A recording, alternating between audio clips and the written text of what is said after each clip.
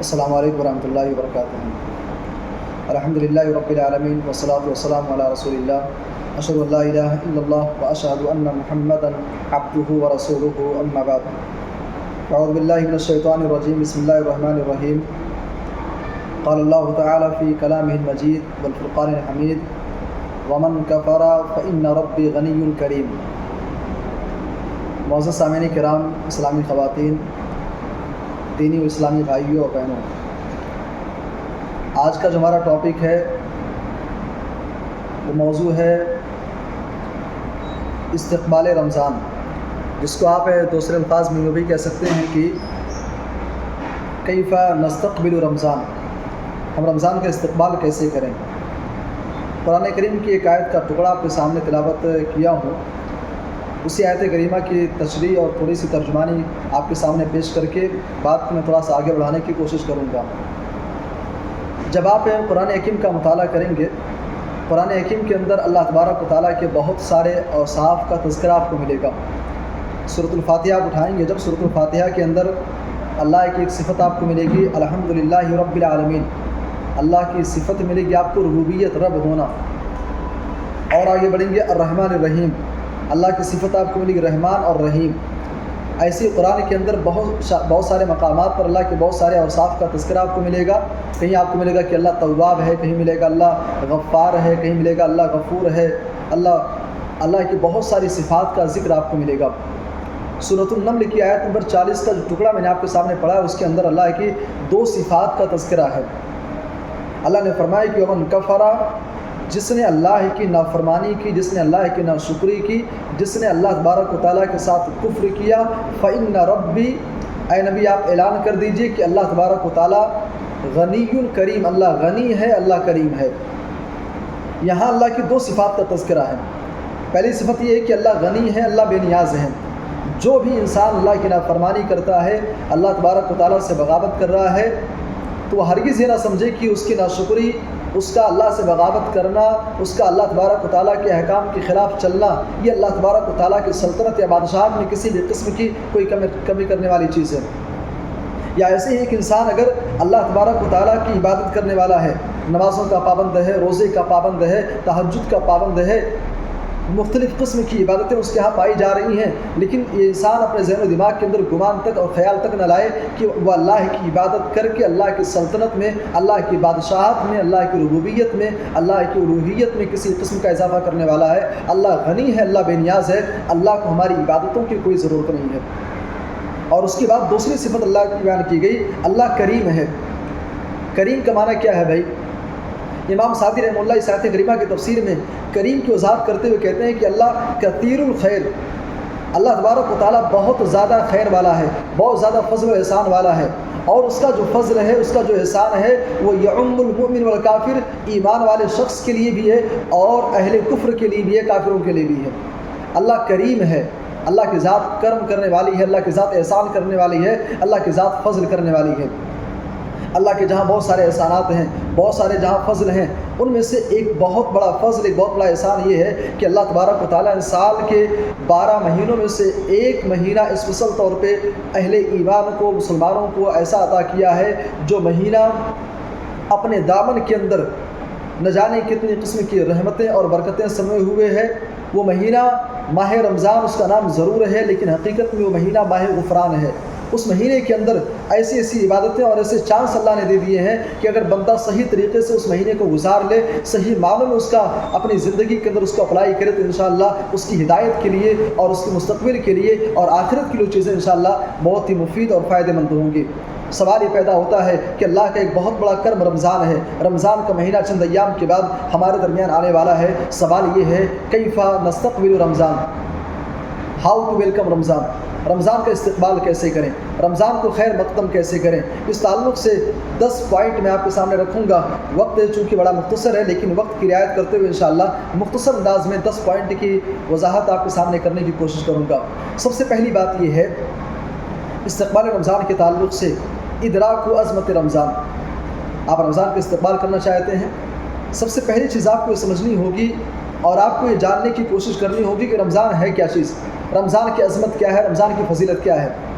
آپ اس چیز کا اندازہ آپ ایسے لگائیں ایک ایگزامپل کے ذریعے سے کہ اگر آپ کے گھر آنے والا مہمان، اگر آپ کو اس کے بارے میں معلوم ہے کہ سامنے والا کون ہے، اس کی علمی شخصیت کیا ہے، وہ کون ہے، کہاں سے آ رہا ہے، اگر آپ کو اس کے بارے میں جانکاری ہوگی، آپ کو اس کے بارے میں معرفت ہوگی، تو آپ اس کی حقیقی معنوں میں اور ایگزیکٹ طریقے سے آپ اس کا استقبال اور خیر مقدم کر پائیں گے۔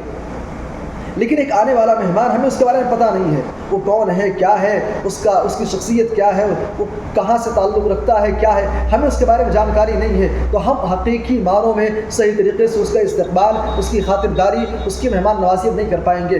اگر آنے والے مہمان کا آپ صحیح معنوں میں استقبال کرنا چاہتے ہیں تو سب سے پہلے آنے والے کے بارے میں آپ کو جاننا ہوگا وہ ہے کیا چیز۔ اس تعلق سے ایک روایت آپ کے سامنے پیش کرنا چاہوں گا۔ صحابی رسول ابو ہریرہ رضی اللہ تعالیٰ عنہ کہتے ہیں کہ جب رمضان کا مہینہ آیا، اللہ کے نبی صلی اللہ علیہ وسلم نے فرمایا کہ میرے صحابہ قد جاءکم رمضان، رمضان کا مہینہ آ گیا۔ ظاہر سی بات ہے رمضان کا مہینہ، کیا صحابہ کو رمضان کا مہینہ نہیں پتہ تھا؟ رمضان کا مہینہ صحابہ کو معلوم تھا کہ رمضان کا مہینہ آ گیا ہے، لیکن پھر بھی اللہ کے نبی صحابہ کو بتلاتے تھے۔ معلوم کیا ہوا کہ رمضان کا مہینہ آتے ہی اللہ کے نبی لوگوں کو بشارتیں سنایا کرتے تھے کہ رمضان کا مہینہ آ گیا ہے۔ قد جاءکم رمضان، پیارے نبی نے فرمایا کہ میرے صحابہ رمضان کا مہینہ آ گیا۔ شہر مبارک، یہ مہینہ برکتوں والا مہینہ ہے، مبارک مہینہ ہے۔ اس مہینے کے اندر اللہ تبارک و تعالیٰ کی مختلف قسم کی رحمتیں، مختلف قسم کی برکتیں انسان کو اپنے دامن کے اندر، اپنے سائے کے اندر سمیٹے ہوئے ہوتی ہیں۔ اس کے بعد اللہ کے نبی صلی اللہ علیہ وسلم نے فرمایا کہ میرے صحابہ رمضان کا مہینہ آ گیا ہے، یہ برکتوں والا مہینہ ایسا ہے، اتنا برکتوں والا ہے، تفتح فیہ ابواب الجنہ، جس کے اندر جنت کے سارے دروازے کھول دیے جاتے ہیں، وتغلق فیہ ابواب الجحیم، جہنم کے سارے دروازے بند کر دیے جاتے ہیں، وتغل فیہ الشیاطین، مردود شیاطین کو اس مہینے کے اندر قید کر دیا جاتا ہے۔ اور اس کے بعد اللہ کے نبی صلی اللہ علیہ وسلم نے فرمایا کہ میرے صحابہ اس مہینے کے اندر ایک رات ایسی ہے خیر من الف شہر، جو 1000 مہینوں کی عبادت سے افضل ہے۔ اور آخر میں اللہ کے نبی نے فرمایا من حرم خیرہا فقد حرم، جو انسان رمضان جیسے مہینے کے اندر بھی اسے عبادت الہی کا جذبہ، عبادت الہی کی توفیق جسے نہ ملی، جسے رمضان ملنے کے بعد بھی نمازوں کی توفیق نہ ملے، روزے کی توفیق نہ ملے، اللہ سے رجوع کرنے کی توفیق نہ ملے، گناہوں سے دوری اختیار کرنے کی توفیق نہ ملے، من حرم خیرہا، جو رمضان کے خیر و برکات سے محروم رہا، حقیقی معنوں میں ایسا انسان محروم ہے۔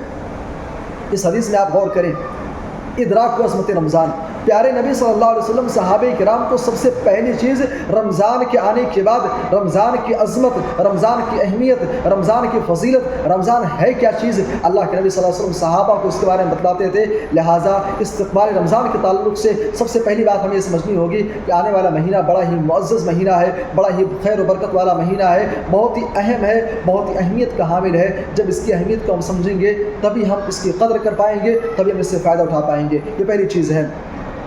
اور آگے بڑھیے، دوسری چیز الشکر للہ۔ استقبال رمضان کے تعلق سے دوسرا پوائنٹ یہ ہے کہ اللہ کا شکر ادا کیا جائے۔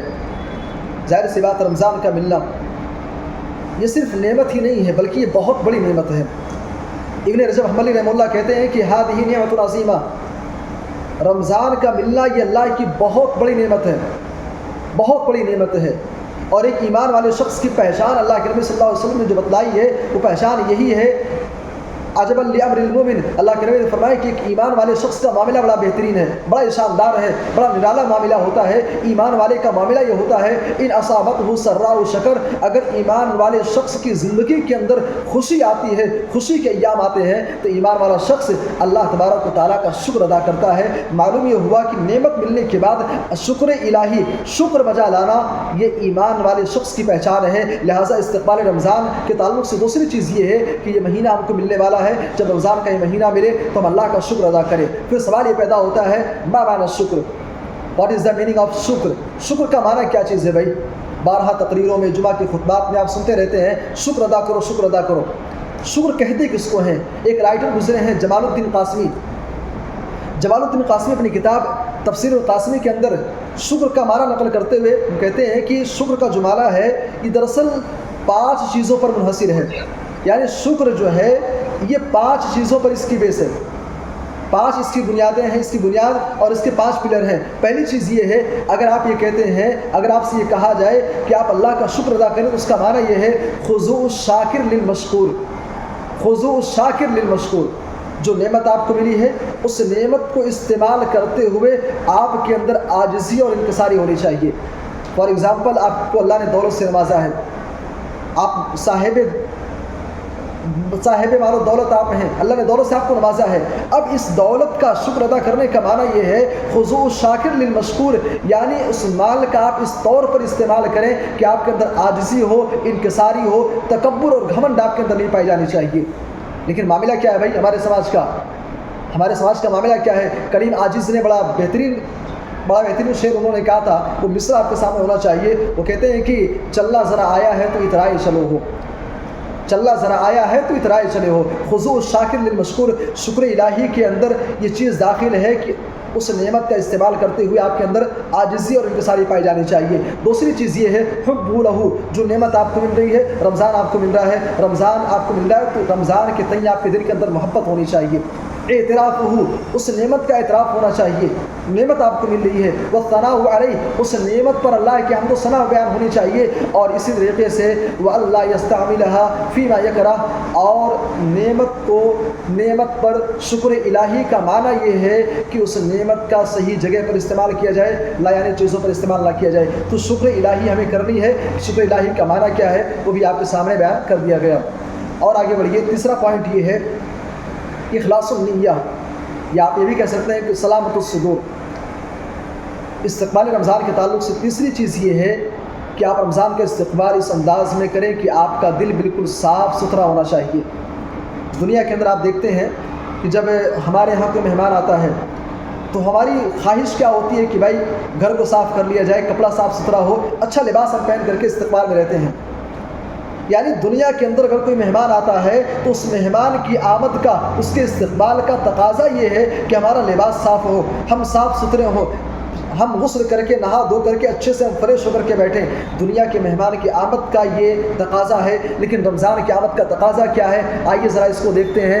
ایک صحابی ہیں عبداللہ ابن مسعود رضی اللہ تعالیٰ عنہ. عبداللہ ابن مسعود رضی اللہ تعالیٰ عنہ سے کسی سوال کرنے والے نے سوال کیا، اے عبداللہ ابن مسعود ذرا یہ بتاؤ کیف کنتم تستقبلون رمضان، صحابہ کرام رمضان کا استقبال کیسے کرتے تھے، رمضان کو ویلکم کیسے کرتے تھے، رمضان کی زندگی کے اندر آتا تھا تو رمضان کا استقبال کیسے کرتے تھے؟ وہ کہتے ہیں ما کان احدنا یجرؤ، ہم میں سے کسی بھی شخص کی یہ ہمت نہیں ہوتی تھی ان یستقبل الہلال، کہ اس کی زندگی کے اندر رمضان کا مہینہ آئے اور اس کے دل کے اندر کسی مسلمان بھائی کے خلاف کسی قسم کا کوئی بغض ہو، کینہ ہو، کپٹ ہو، کسی قسم کا حسد ہو. ہمارے دل پاک صاف ہوا کرتے تھے. کہنا چاہتا ہوں بھائی کہ رمضان کا استقبال کرنا چاہتے ہیں تو تیسری چیز آپ کو یہ کرنی ہے کہ اپنے دل سے آپ تمام قسم کے میل کچیل کو باہر نکال کر کے پھینک دیجیے. کسی سے کچھ معاملہ ہو گیا ہے، آپ اس سے مل کر کے معاملہ صلح کر لیجیے. کسی سے اگر کچھ انبن ہو گئی ہے اس سے مل کر کے معاملات کو کلیئر کر لیجئے. دل صاف ہونا چاہیے، دل کے اندر اخلاص ہونی چاہیے، دل کے اندر للہیت ہونی چاہیے، دل تمام قسم کے عیوب سے اور نقائص سے پاک ہونا چاہیے. اس لیے کہ اگر دل آپ کا صحیح سالم ہے، دل آپ کا درست ہے، پیارے نبی صلی اللہ علیہ وسلم نے فرمایا الا ان فی الجسد مضغہ، اے انسان تیرے جسم کے اندر ایک لوتھڑا ایسا ہے کہ اذا صلحت صلح الجسد کلہ، اگر وہ درست ہو جائے تو انسان کی پوری باڈی درست ہو جاتی ہے. لیکن اگر اس کے اندر خرابی آ گئی تو انسان کی پوری باڈی خراب ہو جاتی ہے. پیارے نبی نے فرمایا الا وہی القلب، اور وہ چیز تمہارا دل ہے، دل صاف ہونا چاہیے. یہ تیسری چیز ہے، دل کے اندر اخلاص ہو، للہیت ہو، دل کے اندر کسی قسم کا کوئی حسد، کوئی کینہ، کوئی کپٹ، کوئی چغلی یا غیبت کسی قسم کی نہ پائی جائے. یہ تیسری چیز ہمیں کرنی ہے استقبال رمضان کے تعلق سے. اور آگے بڑھیے. چوتھا پوائنٹ یہ ہے العزم الصادق علی توبۃ النصوح. رمضان کا استقبال کرنا چاہتے ہیں تو چوتھی چیز یہ ہے کہ ہمیں اللہ تبارک و تعالیٰ کے جناب میں حاضر ہو کر کے ہم اللہ تبارک و تعالیٰ کے سامنے رو کر کے سچی توبہ کریں. توبۃ النصوحہ، سچی توبہ کریں. سچی توبہ کریں کہ اللہ میں گنہگار انسان ہوں، خطائیں ہوتی رہتی، غلطیاں ہو جاتی ہیں اللہ، لیکن اللہ حقیقت یہ ہے کہ تیری ذات بھی غفار ہے، غلطی ہو گئی اللہ، لیکن آج میں سچی توبہ کر رہا ہوں. آج میں توبۃ النصوحہ، سچی توبہ میں کر رہا ہوں. اے اللہ آج کے بعد گناہ کے قریب نہیں جاؤں گا. رمضان کا مہینہ بھائی، ماہ رمضان ماہ غفران ہے. عمر بن خطاب رضی اللہ تعالیٰ عنہ کے بارے میں آتا ہے کہ جب رمضان کا مہینہ آتا عمر بن خطاب رضی اللہ تعالیٰ عنہ کہتے مرحبا بمطہرنا من الذنوب، گناہوں سے پاک صاف کرنے والے مہینے، تیرا خیر مقدم ہے، تیرا استقبال ہے، تیرا ویلکم ہے، تو ہمارے درمیان پھر سے آ چکا ہے. تو رمضان کا مہینہ ماہ غفران ہے، اللہ تبارک و تعالیٰ سے سچی توبہ کی جائے. یہ چوتھا پوائنٹ ہے. اور آگے بڑھیے. پانچواں پوائنٹ ہے الدعاء الصادق. سچی دعا کی جائے بھائی، اللہ تبارک و تعالیٰ کے جناب میں دعا کی جائے۔ ہمارے اسلاف کے بارے میں آتا ہے، وہ روایتیں بار بار آپ سنتے ہیں۔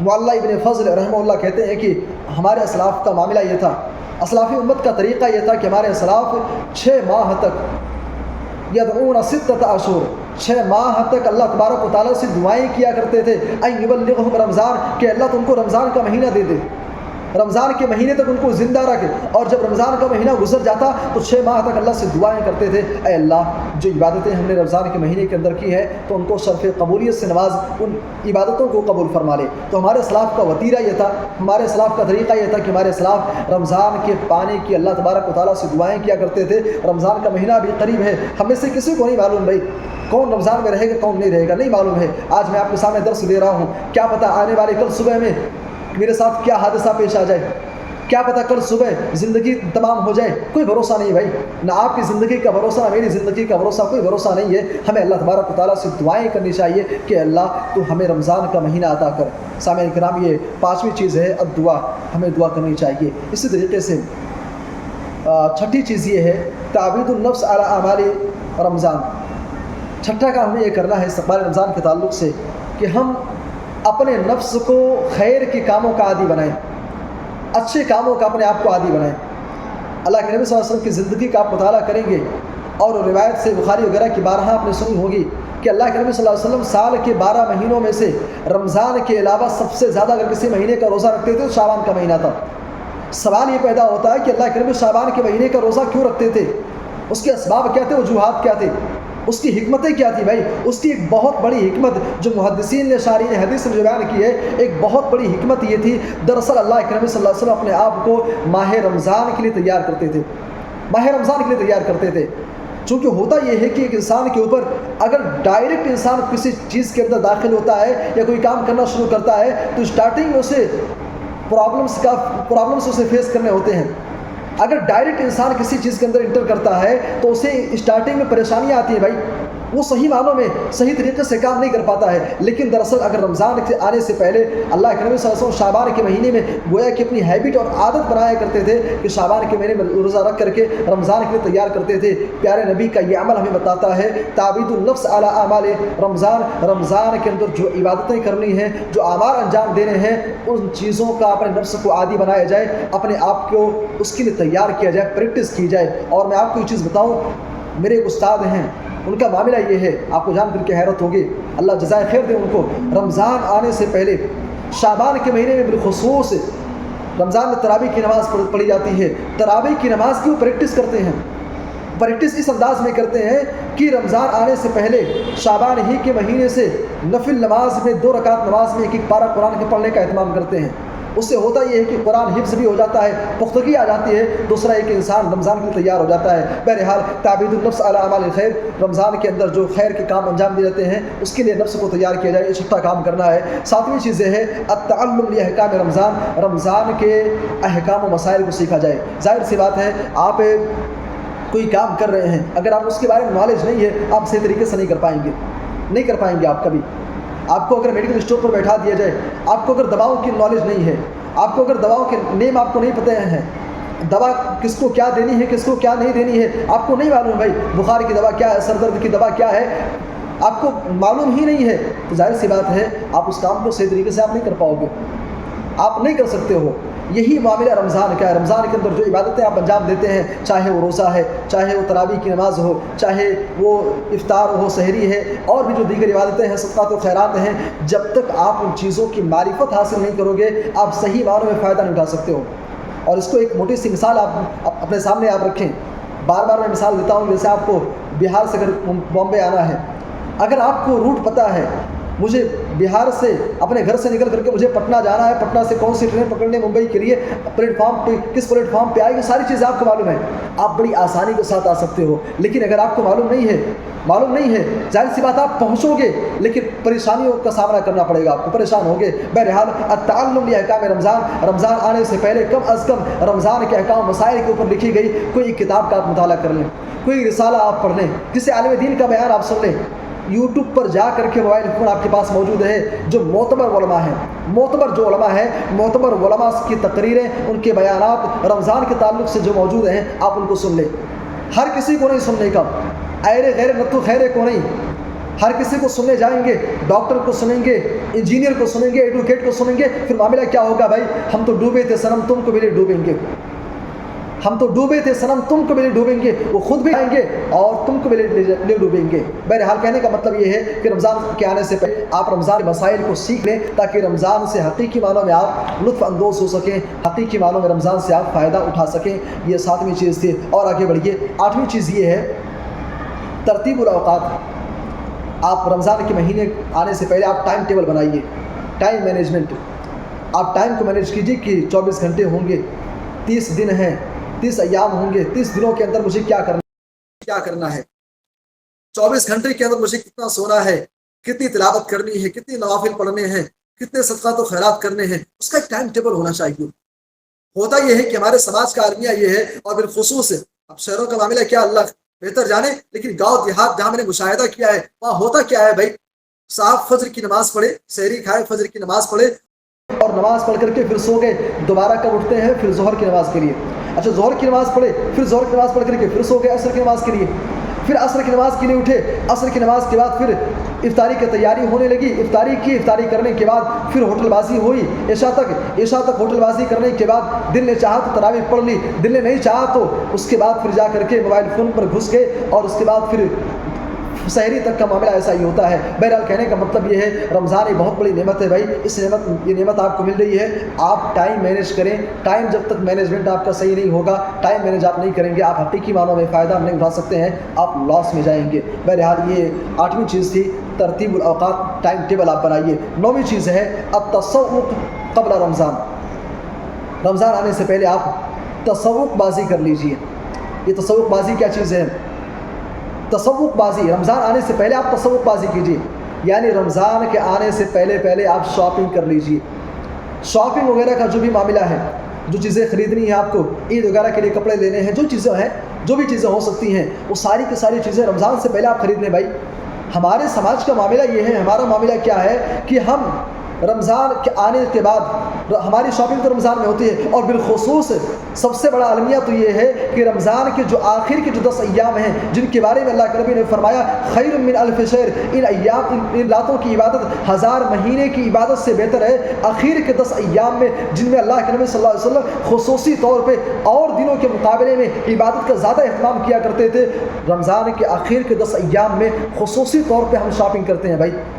یہ چیزیں، ان چیزوں سے آپ اجتناب کریں۔ رمضان کے آنے سے پہلے جو بھی شاپنگ کرنی ہے وہ ساری چیزیں کر لیں۔ ہمارے اسلاف کا معاملہ کیا تھا بھائی؟ آج ہم صرف بات کرتے ہیں قرآن کی، ہم بات کرتے ہیں حدیث کی، ہم بات کرتے ہیں منہج سلف کی، لیکن حقیقی معنوں میں ہمارے پاس نہ تو ہم حقیقی معنوں میں صاحب قرآن ہیں، نہ ہم صاحب حدیث ہیں، اور نہ حقیقی معنوں میں منہج سلف کی روشنی میں ہم قرآن و سنت کو اپنی زندگی کے اندر لاگو کر رہے ہیں۔ ہمارے اسلاف کا معاملہ کیا تھا؟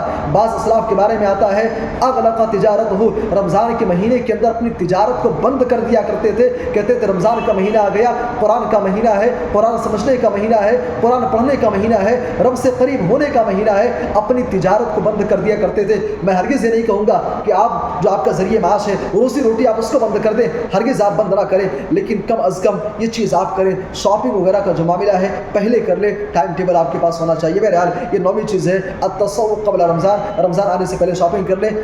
10واں اور آخری پوائنٹ یہ ہے رمضان میدان التنافس، رمضان میدان التنافس۔ رمضان جو ہے یہ کمپٹیشن کا مہینہ ہے، مسابقے کا مہینہ ہے، کمپٹیشن کرنے کا مہینہ ہے۔ وَسَارِعُوا إِلَىٰ مَغْفِرَةٍ مِّن رَّبِّكُمْ وَجَنَّةٍ، یہ مہینہ دراصل اللہ کی مغفرت کی طرف دوڑ بھاگنے کا، اللہ کی مغفرت کی حصول یابی کا مہینہ ہے۔ یہ مہینہ دراصل جنت کو پانے کا مہینہ ہے، یہ مہینہ دراصل اللہ سے قریب ہونے کا مہینہ ہے، یہ مہینہ دراصل کمپٹیشن کا مہینہ ہے، نیکی کے معاملے میں کمپٹیشن کا مہینہ ہے، عبادت کے معاملے میں کمپٹیشن کا مہینہ ہے، نماز کے معاملے میں کمپٹیشن کا مہینہ ہے، صدقات و خیرات کے معاملے میں کمپٹیشن کا مہینہ ہے، نوافل کا اہتمام کرنے کے معاملے میں کمپٹیشن کا مہینہ ہے، غریبوں اور مسکینوں کی رعایت کرنے کا، ان کے ساتھ اچھا سلوک کرنے کا۔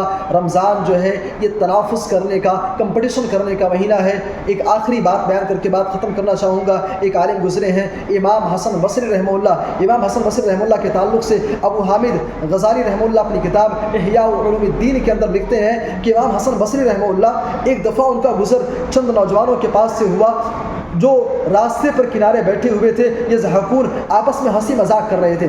ہنسی مذاق کر رہے تھے۔ اس کے بعد جب امام حسن بصری رحمہ اللہ وہاں سے گزرتے ہیں، انہوں نے کہا افسوس ہے ایسے لوگوں کے اوپر، رمضان کا مہینہ، ان اللہ جعل رمضان، اللہ تبارک و تعالیٰ نے رمضان کے مہینے کو مسابقے کا مہینہ، کمپٹیشن کا مہینہ بنایا ہے، فسبقا ففازوا، چند لوگوں نے رمضان کے مہینے کے اندر اس کمپٹیشن میں حصہ لیا اور آگے بڑھ گئے، کچھ لوگ کمپٹیشن میں حصہ نہیں لیے، نمازوں سے سوتے رہے، روزے نہیں رکھتے رہے، عبادت سے غافل رہے، ایسے لوگ ناکام ہو گئے، خائب و خاسر ہو گئے۔ میرے بھائی اور دوستو، استقبال رمضان کے تعلق سے یہ 10 باتیں تھیں کہ رمضان کا استقبال آپ کیسے کریں۔ آخری پوائنٹ ہمارا یہ تھا، رمضان میدان تنافس ہے، کمپٹیشن کرنے کا مہینہ ہے۔ آئیے انہیں چند کلمات پر اکتفا کرتے ہوئے اللہ تبارک و تعالیٰ سے دعا کرتے ہیں کہ اللہ تو ہم کو صحیح معنوں میں، حقیقی معنوں میں رمضان کا صحیح طریقے سے استقبال کرنے کی توفیق عطا فرما، اور اس آنے والے رمضان کو ہمارے لیے مغفرت کا اور جہنم سے آزادی کا ذریعہ بنا، جنت کے اندر ایڈمیشن کا، داخلے کا ذریعہ بنا۔ آمین، تقبل یا رب العالمین، وآخر دعوانا ان الحمد للہ رب العالمین۔